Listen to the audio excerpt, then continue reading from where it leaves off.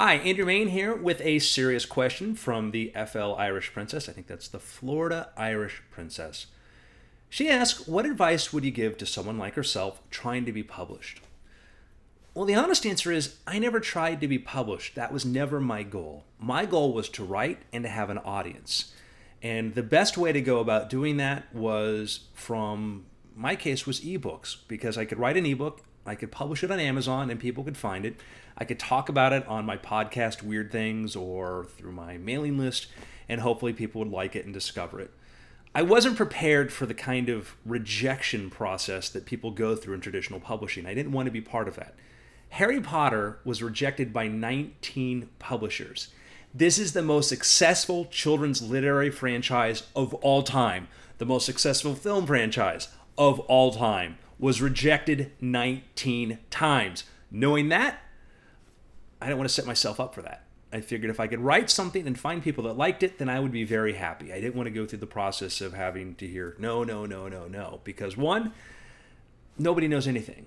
And hearing that no can't really be a validation if you're a writer or not, because we've seen examples of great writers who get turned down over and over again. And hearing yes isn't necessarily a validation that you're a good writer, because there's a lot of garbage gets published because there's just opportunity for it to have a market, which I don't know if it's really garbage. Maybe I'm being harsh. But the point is, I like the idea of self-publishing.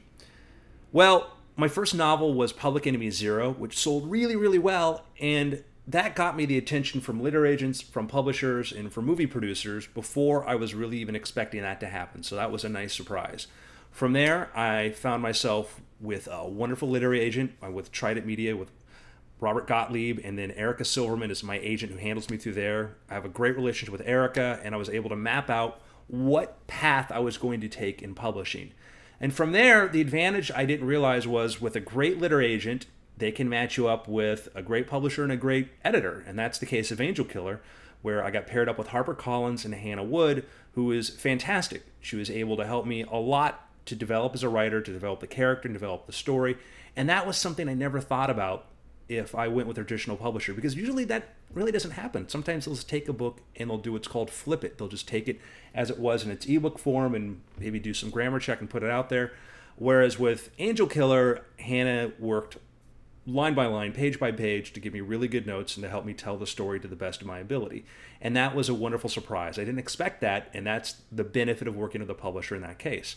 I can still continue to ebook publish, which I plan to do because I don't think the publishing world is ready for everything that I want to do. But the best advice I can give to you to get to a conventional publisher is just, it's going to sound trite, but just write well.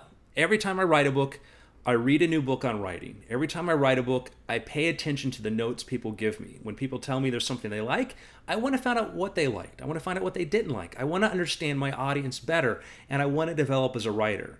I don't just keep putting out book after book. I put out a book, I analyze it, and then I go use that information in the next book. In working on the revision of Angel Killer, I had a wonderful education as a writer by having a professional editor who spends all day reading books, sit down, read it, and give me notes, and that helped me develop. So every time you write something, develop and keep at it. Don't give up. Be persistent.